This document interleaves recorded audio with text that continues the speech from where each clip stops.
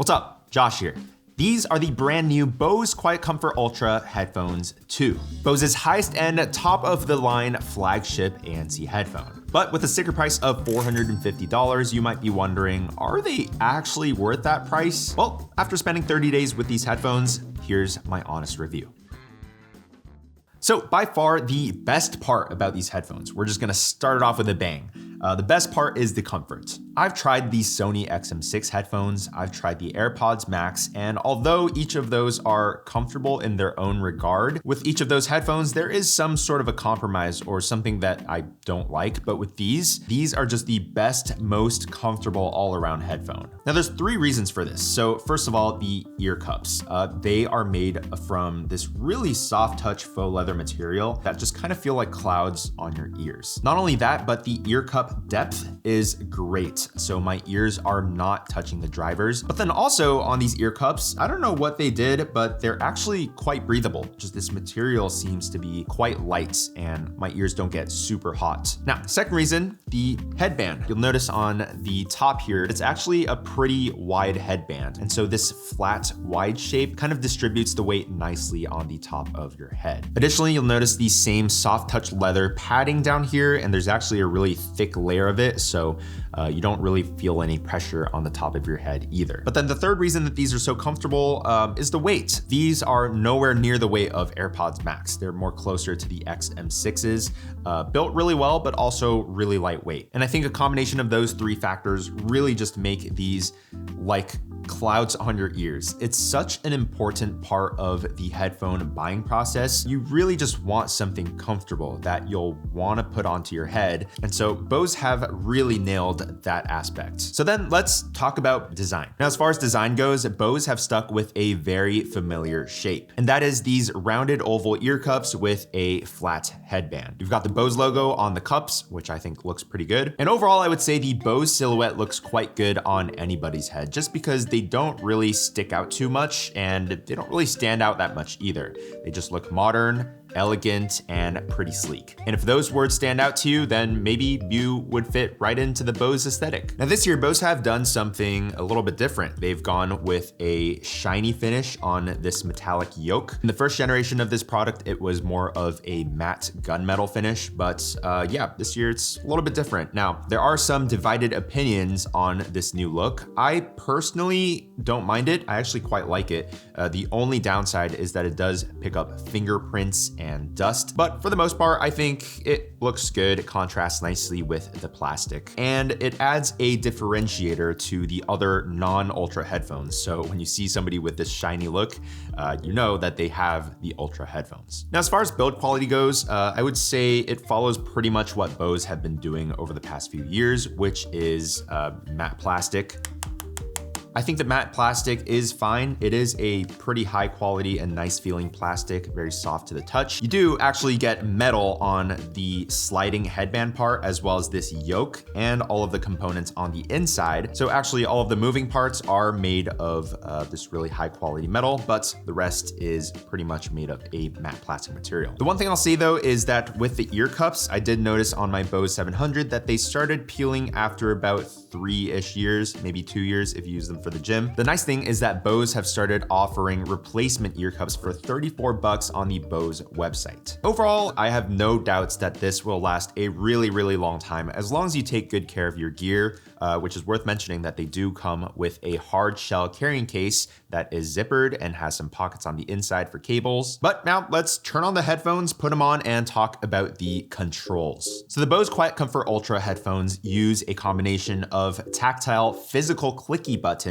as well as a capacitive volume slider. All of the buttons are on the right ear cup, and so there is a power and Bluetooth button. And then above that, there is a multimedia and noise control button, which allows you to switch between transparency and active noise canceling mode. And then to the right of that is the volume slider. And in the Bose app, you can also configure this slider to have a press and hold functionality. So I've configured my press and hold to trigger Spotify tap, which will automatically play some new music for me on Spotify. Now, for the most part, I think these controls work really well. The buttons are nice and big, and it's no problem at all reaching up and trying to find it. You do get used to it after about a day or two. The two complaints that I have though are, number one, there is a lot of use on that multimedia button. So not only is that multimedia button used for playing and pausing, skipping and going back, but I think the worst part is pressing and holding to switch between the noise control modes. Usually on most other headphones, that noise control button is a separate button. That way you can just press it once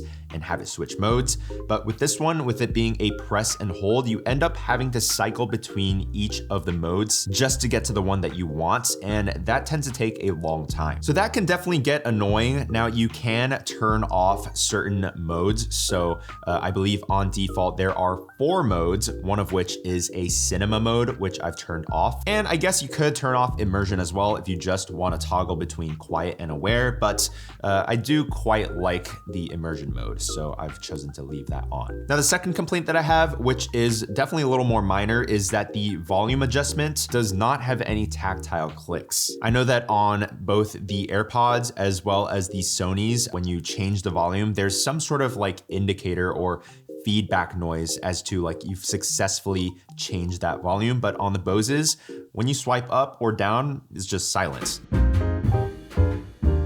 Now, when it comes to sound quality, surprisingly, I would say that the Bose QuietComfort Ultra headphones 2 crushed it. The best part about the sound quality actually is the bass. And I say surprisingly because in the past, Bose have never gone for like a really bassy sound signature, but this year, completely different. It's not even just like the amount of bass, it's the fact that it has sub bass, which allows you to feel the music. With these headphones, I feel that their sound extends even deeper into the sub bass than like even my AirPods Max. Listening to these headphones feels like you're actually there, like you're at a concert. Everything else is there as well. The mids are pretty good. The trebles are not as pronounced. So these definitely have a warmer sound signature than what I'm used to. Now I did briefly talk about immersive audio, which is their spatial audio, which uses AI to sort of create this immersive experience. And for the most part, I do like it a lot on music and movies. I think it sounds great. But if you're just watching content on YouTube, Instagram, TikTok, you're gonna wanna turn that off. The reason being, if you have that on, it's gonna kind of sound like you're in an echo chamber. It doesn't sound very natural. Now let's move on to noise cancellation. I would say it does a better job than the AirPods Max. Then compared to the Sony XM6s, actually the Sony XM6s performed slightly better in my airplane test. But at this point, honestly, with any ANC headphone, you are gonna be perfectly happy and content. So I don't really think it's worth talking about ANC that much. The tech has just matured and gotten to a point where it's just like really, really, really good and you really can't go wrong. Now, the one thing I'll say here is that Bose have fixed the white noise / hissing issue. So if you had the first generation of these Ultra headphones, there was an issue where if you had no music playing and you also had noise cancellation on, you would hear some sort of white noise and hissing noise in the background. But with these headphones, Bose have pretty much fixed the issue. Then on the flip side, with transparency mode, this is actually something I'm really impressed by because I finally feel like it's actually usable and it actually sounds pretty natural. In previous years, any other headphones other than AirPods were just so far away in terms of transparency mode that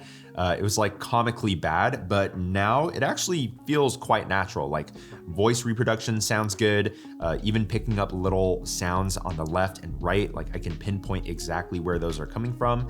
And yeah, I actually think that I would use the transparency mode. It's pretty good. Now we've pretty much touched on all of the big topics for these headphones, but there are some smaller stuff that I want to talk about. So for one, these now support lossless audio through USB-C. Now I was able to test this out with my iPhone and Spotify, and it actually did make a pretty noticeable difference when I plugged these headphones in.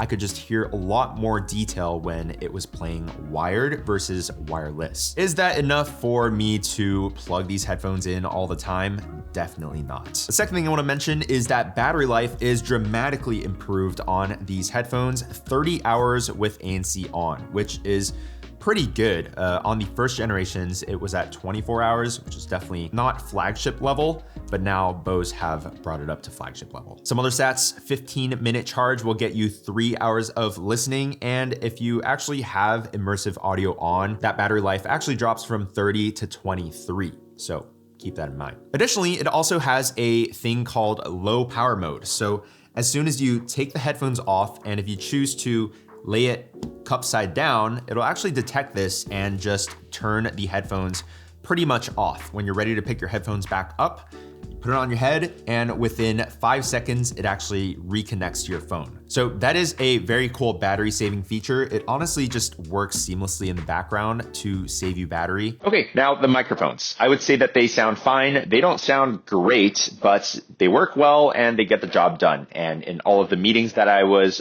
taking with these headphones, everybody's understood me just fine. And last but not least, I want to talk about the app support. So the Bose app is actually quite simple, and in there you can actually EQ these headphones, and also you can pair up to 2 devices at the same time with these headphones. And so if you want to connect them to a phone and a laptop, you can do that. The audio switching has been pretty seamless. And so yeah, overall the app experience is really enjoyable and easy to use.